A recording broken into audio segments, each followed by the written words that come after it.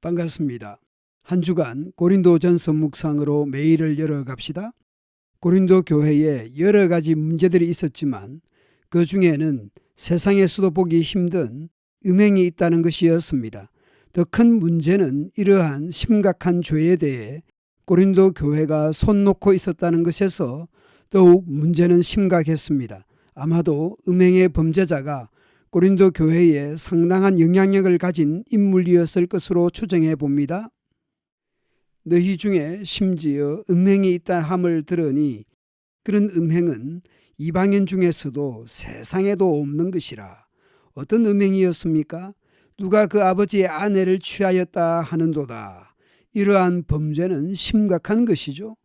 그리하고도 너희가 오히려 교만하여져서 어찌하여 통한이 여기지 아니하고 그 일 행한 자를 너희 중에서 쫓아내지 아니하였느냐. 죄에도 경중이 있지 않습니까?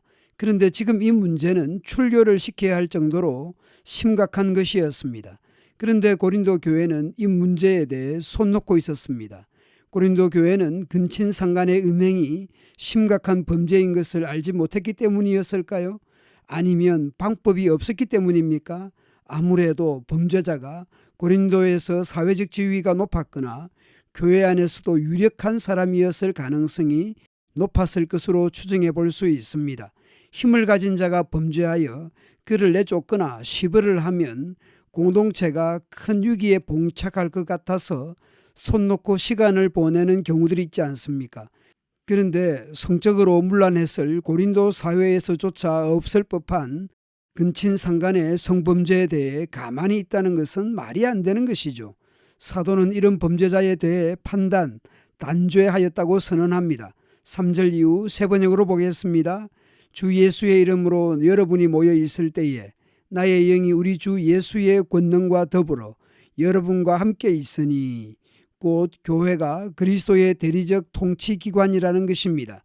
그러므로 교회의 순결과 거룩함을 위해 교회의 이름으로 재판, 심판할 수가 있다는 것이죠. 그러므로 사도는 아버지의 아내를 취한 그 사람을 사탄에게 넘겨주라고 합니다. 곧 출교를 시키라는 것이죠. 그리하여 그 육체는 망하게 하고 그의 영은 주님의 날에 구원을 얻게 하라는 것입니다. 교회의 시벌을 통해서 회개하고 돌이키도록 해야 한다는 것입니다. 이런 심각한 문제들을 갖고 있으면서도 스스로 자랑하는 고린도 교회에 대해서 사도는 너희가 자랑하는 것이 옳지 않다는 것입니다. 그러면서 사도는 누룩을 비유하여 유월절 양이신 그리스도께서 희생하셨음을 말씀합니다. 여러분은 적은 누룩이 온 반죽을 부풀게 한다는 것을 알지 못합니까? 여러분은 새 반죽이 될 수 있도록 묵은 누룩을 깨끗이 치우십시오. 아버지의 아내를 취한 세상에도 없는 그런 성범죄는 마치 누룩처럼 공동체 전체를 죄로 오염할 수 있다는 것을 지적하고 있는 것이죠. 고린도 교회를 이렇게 비유합니다. 여러분은 누룩을 넣지 않은 반죽입니다. 우리들의 유월절 양이신 그리스도께서 희생되셨습니다. 그러므로 우리는 묵은 누룩, 곧 악의와 악독이라는 누룩을 넣은 빵으로 절기를 지키지 말고 성실과 진실을 넣어서 만든 누룩 없이 된 빵으로 지키도록 합시다. 누룩이라는 소재를 사용하여 교회의 정체성을 다시 확인시켜주고 있습니다. 예수 그리스도로 말미암아 거룩하게 된 성도는 성실과 진실로 살아가야 할 것입니다.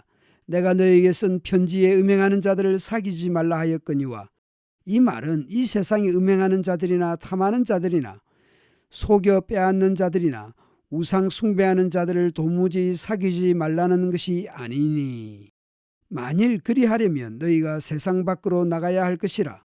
이제 내가 너희에게 쓴 것은 만일 어떤 형제라 일컫는 자가 음행하거나 탐욕을 부리거나 우상 숭배를 하거나 모욕하거나 술 취하거나 속여 빼앗거든 사귀지도 말고 그런 자와는 함께 먹지도 말라는 의미라는 것이죠.